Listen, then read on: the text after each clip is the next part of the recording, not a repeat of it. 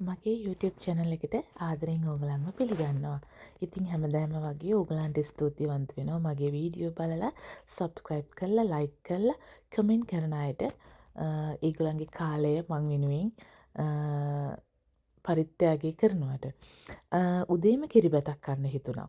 ඉතින් රහට මං කිරිබත හදුවා. මම සුවඳල් හාලකින් තමයි කිරිබත හදන්නේ. ඉතින් හොඳට කිරි දාලා සැපට කිරිබත හදනවා. මගේ ආච්චි නම් මට වැදක විදියට කිරිබත් හදන්නේ රතු හාල් වලින්. දරලිපියේ තියලා තමයි මැටි මුට්ටිය හදන්නේ. ඉතින් මම කිරිබත සාමාන්‍යයෙන් ගෙදර කනවා නම් කෑලි කපන්නේ නැහැ. මේ විදියට පිඟානකට අතුරලා ඉතින් අපි මේසෙන් බෙදාගෙන කනවා. කිරිබත් කියන්නේ ඇත්තටම අපේ ගෙදර මේ හරිම කැමති කෑමක්. මම දැන් ගොඩාක් අඩුවෙන් තමයි හදන්නේ මොකද බත් නිසා. අපි රෑ 10ටත් හදලා කන වෙලාවල් තියෙනවා. එකම දේ මට කිරිබත් කන්න මිරිස් මාළු හරි නැත්තම් සරට උයපු චිකන් කරි එකක් හරි ඕනේ. මේ මම දැන් ලුණු මිරිස කොටනවා. මේ වංගෙඩිය මං ගත්තේ අනුරාධපුරේ. අනුරාධපුරේ ගිහිල්ලා එනකොට අර පාරවල් අයින් වල පුංචියට බඩු විකිරන ස්මෝල් බිස්නස් කරන කට්ටිය ඉන්නවනේ. ඒ අම්මා ගෙදර ඉන්න ගමන් උයන පිහින වැඩ කටයුතු කරන ගමන් තාත්තා හරි අම්මා හරි හදන ඒ හෑන්ඩ්මේඩ් බඩු විකුණනවනේ ගේ ඉස්සරහා දාලා. එහෙම එක්කෙනෙක්ගෙන් තමයි මම මේ වංගෙඩිය ගත්තේ. ඉතින් මං හරි සන්තෝෂෙන් මේක පාවිච්චි කරනවා. මං ආසයි අපේ බඩුවලට.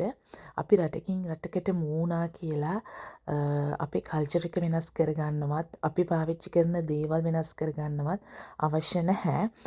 ඒව තව කෙනෙක්ට කරදරයක් නැත්තම්, සමාජයට කරදරයක් නැත්තම්, අපේ ජීවිතවලට කරදරයක් නැත්තම් අපිට පහසු වෙන විදියට ඇඩ්ජස්ට්මන්ට්ස් කරගෙන ඒව කරගෙන යන්න පුළුවන්. දැන් හැමෝම සමහරලාට බ්ලේම් කරනවනේ අයියෝ ගොල්ලන් ඕස්ට්‍රේලියා ගිහිල්ලත් බත්ද කන්නේ අනේ බත් කනවද කියලා. ඉතින් ලංකාවෙන් ඕස්ට්‍රේලියාවට ඇවිල්ලා අපි බත් කනවා වගේ ඉතාලි යුරෝපියන්ස්ලා ඕස්ට්‍රේලියාවට ඇවිල්ලත් පීසා කනවා පාස්ටා කනවා. එතකොට වෙන වෙන රටවල් වල කට්ටිය අපි කියමු ඉන්දියාවේ කට්ටිය ඒගොල්ලෝ චපාති කනවා. ඉතින් ඒ රටවල් වලින් ආපු කට්ටිය ඒ විදිහට ජීවිත ගත කරනවා. අපි හැමදාම අපි බත් කන වෙලාවල් තියෙනවා. අපි පාස්ටා කන වෙලාවල් තියෙනවා. අපි තෝසෙ කන වෙලාවල් තියෙනවා. අපි ස්ටේක් ඇන්ඩ් වෙජිස් කන වෙලාවල් තියෙනවා. ඉතින් ඒ එක එක්කෙනාගේ choice එක සහ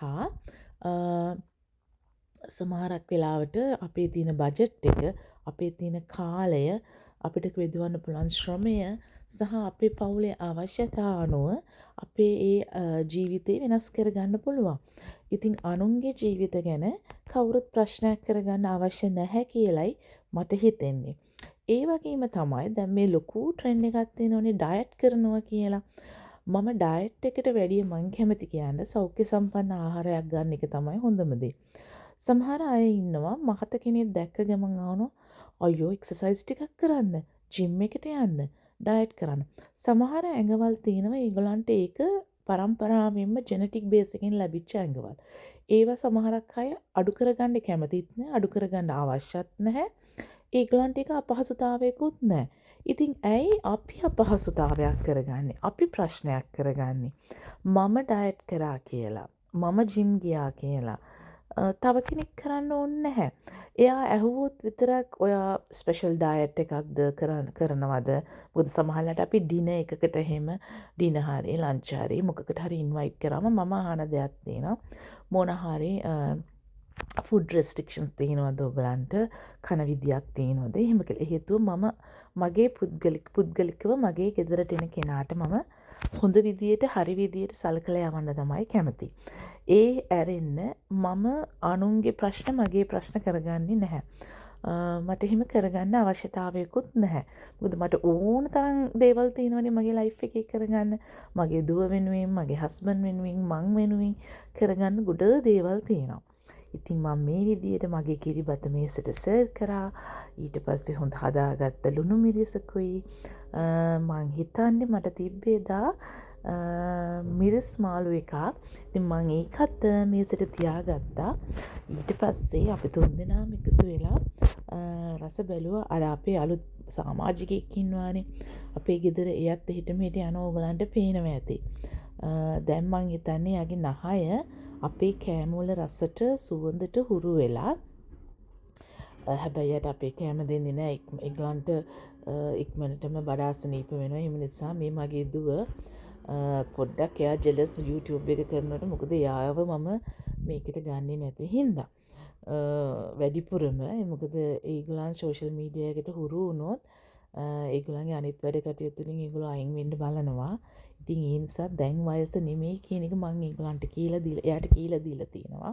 සහ මං එයාට කියලා දීලා දෙයක් තමයි මම මේ හැමදේම පටන් ගත්තේ අවුරුදු 38කුත් පහු වෙලා මගේ ජීවිතේ ලෙෂර් ටයිම් එක පටන් ගත්තට පස්සේ මට දැන් බ්‍රේක් එකක් තියෙනවා. මම මගේ ඇචීව්මන්ට් වලට මගේ ගෝල්ස් වලට මං ගිහිල්ලා තියෙන්නේ. මේ කියලා තමයි මම පටන් ගත්තේ. ඉතින් ඒ නිසා එයාටත් ඒ වගේ සුදුසු කාලයක් එයි. එතකොට ඒක පටන් ගන්න කියලා තමයි මං කියලා තියෙන්නේ. ඉතින් මේ විදිහට තමයි අපි කිරිබත බෙදාගන්නේ. මං අර කිව්වා වගේ මේ කෑලි කපන්නේ නැහැ. ගෙදර අපි තුන්දෙනා කනකොට අපි ගොඩක් වෙලාවට කරන්නේ ওই විදිහට විශේෂ අවස්ථාවකට ඇරෙන්න හරි කොහේ හරි ගෙනියනවා ඇරෙන්න. ඉතින් මේ විදිහට තමයි අපි මේ කිරිබත රහ බලන්නේ. මගේ හස්බන්ඩ් නම් කැමති මේ ලුණු මිරිසුයි කිරිබතුයි විතරක් කන්න. ඔහොම තමයි අපේ කිරිබත් කතාව. මේ තියෙන්නේ මගේ දුවගේ නෙට්බෝල් ප්‍රැක්ටිස් දවස.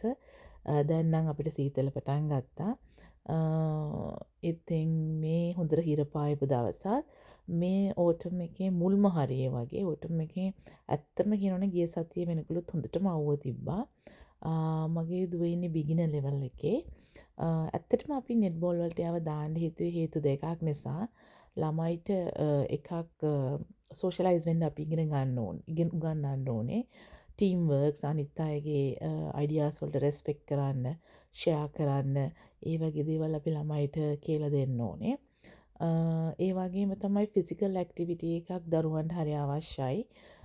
ඒ දරුවන්ට විතරක් නෙමෙයි වැඩිහිටියන්ටත් අවශ්‍යයි. දරා ගැනීමේ ශක්තිය ඒ වගේ දේවල් ප්‍රගුණ කරන්න. එළියෙන් කන එක අපි හැමෝගෙම ආසාවක්නේ. අතු ගානේ සතියකට සැරයක්වත්. ඉතින් මේ වගේ එළියකට ගිය දවසක් මේ මෙක්සිකන් රෙස්ටොරන්ට් එකක්.